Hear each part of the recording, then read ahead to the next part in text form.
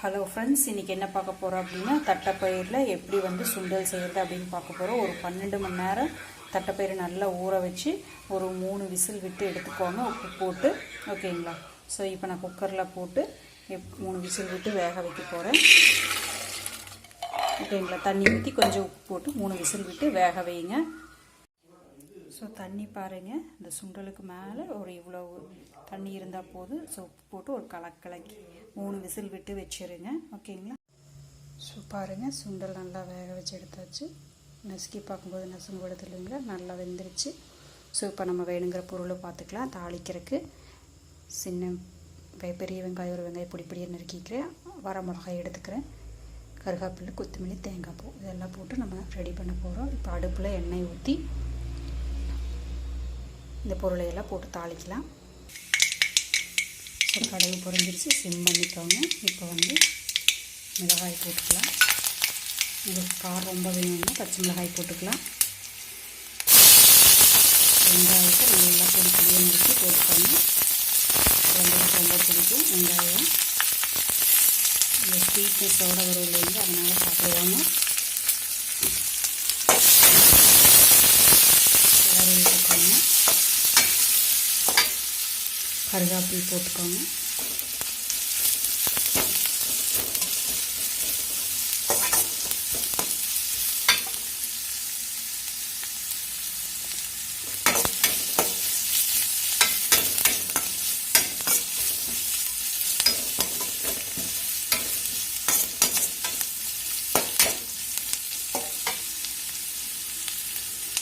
கொத்தமல்லி தழை,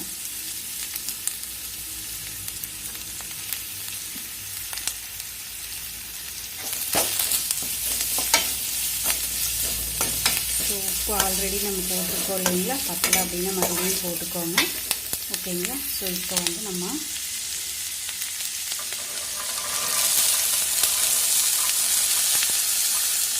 எடுத்து கொட்டிடலாம்.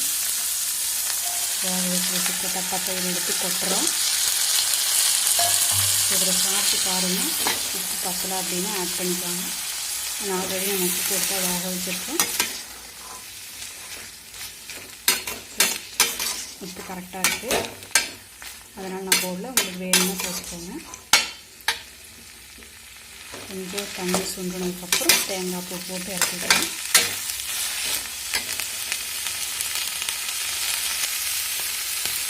ஸோ பாருங்கள், நல்லா உங்களுக்கு ட்ரை ஆகிடுச்சு தண்ணி. இப்போ உங்களுக்கு பெப்பர் பிடிக்கும் அப்படின்னா பெப்பர் கொஞ்சம் ஆட் பண்ணிக்கலாம்,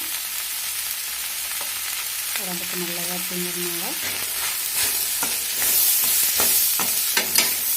இப்போ தேங்காய் பூ போட்டு நல்லா கறி இறக்கிடலாம்.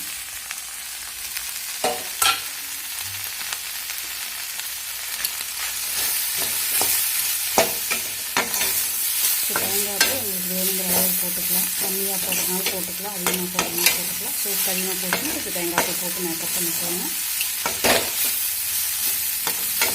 ஓகேங்களா? ரெடி ஆகிடுச்சு. இப்போது நீங்கள் சேவ் பண்ணிடலாம். So evening snacks ready. சாப்பிட்டு பாருங்கள். தட்டைப்பயிறு சுண்டல் எப்படி இருக்குதுன்னு கமெண்ட் பண்ணுங்கள் கமெண்ட் பாக்ஸில். தேங்க்யூ ஃபார் வாட்சிங். சப்ஸ்கிரைப் பண்ணலாம், சப்ஸ்கிரைப் பண்ணிக்கோங்க. Have a happy day.